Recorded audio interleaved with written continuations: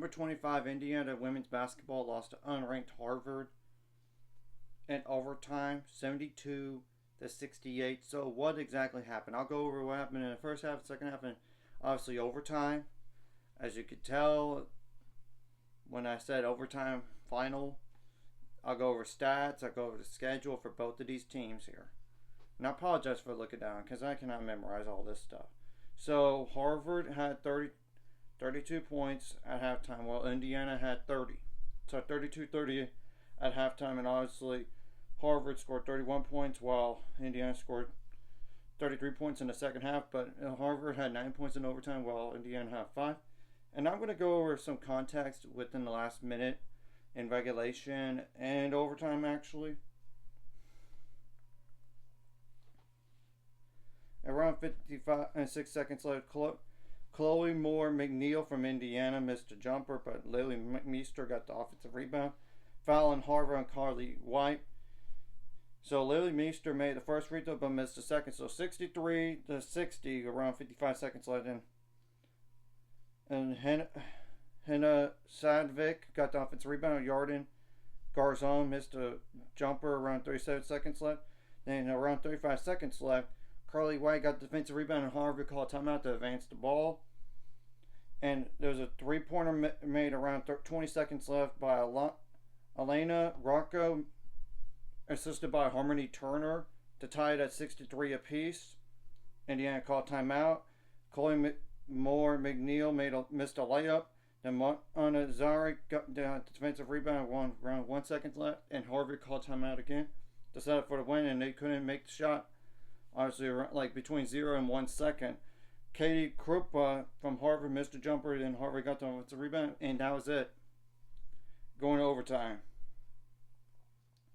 Now, as for the last minute, 16, just to give some context. So, Lily Meester made a layup around 116. With 116 left in the game for Indiana, and assisted by Chloe Moore McNeil, and to be down 69-68. So, yeah, and then around 49 seconds left, Carly White missed a layup, and Lily Meester got the defensive rebound, and around 32 seconds left, Jordan Gonzon committed a foul that was a turnover, so it must have been like an illegal screen or offensive foul, but whatever it is, it's a turnover. And obviously Harvard called timeout and advanced the ball, and Cindy Parrish fouled, and Zanaya Glenn Bello missed the first free throw for Harvard, but made the second. Indiana called timeout to advance the ball. And around 4 seconds left, Juliana Lamendola from Indiana missed a layup, and Lily Meester got the offensive rebound. But unfortunately, she turned over the ball, and Carly White stole it. Harvard called timeout, and then around 2 seconds left, Yarden goes on, fouled, and Mona Zarek said, "It's game over here unless we really foul on a three-point shot and you make it." And she made both free throws to be up 62-68. Indiana called timeout, and they didn't get a shot off. So, yeah, I kind of thought, and Indiana, remember, did lose their best big due to graduation. Now, Indiana didn't shoot the ball great in this game, 34.7% from the field on 49 attempts, 16.7% on threes on 18 attempts, 81.6% on free throw zone on 38 attempts, so that was not the problem. 43 rebounds, 15 offensive. That was not the problem either.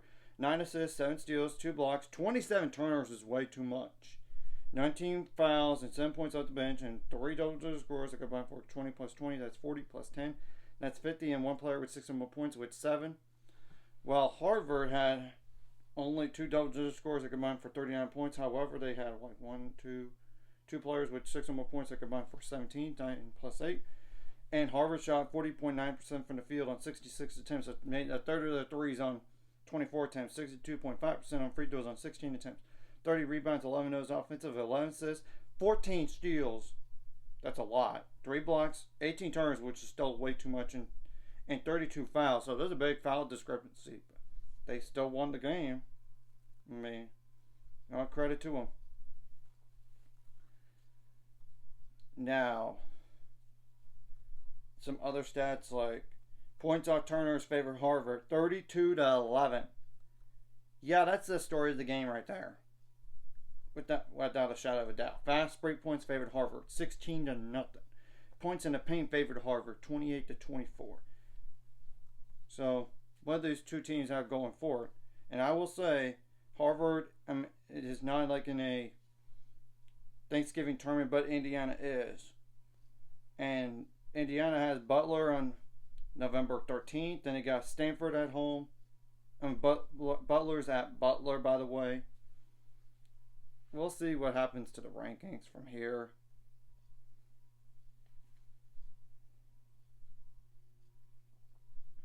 They do have to play Stanford at home on November 17th, but that's not the same typical Stanford as in the past. So, but you never know.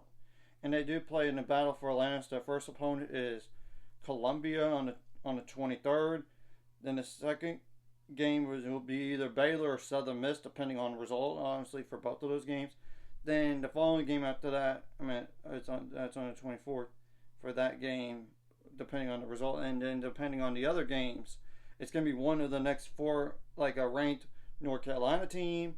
It could be Ball State. It could be Texas A&M. But Texas A&M is not as good this year.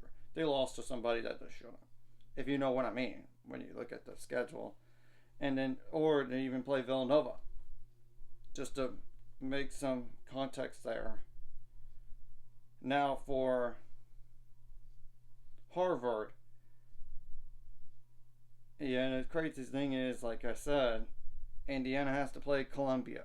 They're probably the second best team in the Ivy League, in my opinion. They probably are, but you never know. So Harvard has Quinnipiac on the road, I believe that's what. Yep, Quinnipiac on the road on November 10th. So you better not have a letdown game, I'm telling you that. Then you got Boston College at home November 14th. You got Maine on the road on November 17th. On the road. Then you got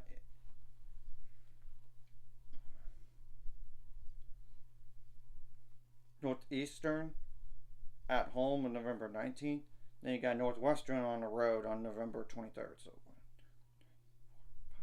yeah, that's the next 5 games, just to get it up to that point. And if you really want to include one more game, it's like Illinois State on the road.